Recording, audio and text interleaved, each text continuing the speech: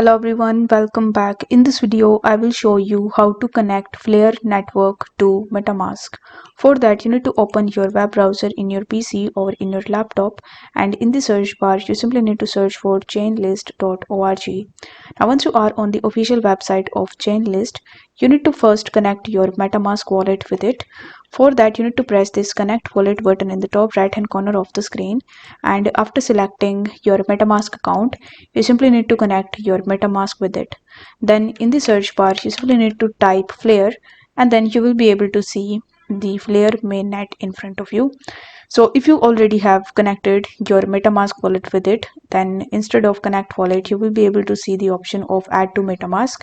So you need to click on the option of add to MetaMask, and after that you just have to press the approve button. Then simply press the switch network, and this way you will be able to easily add Flare mainnet into your MetaMask wallet.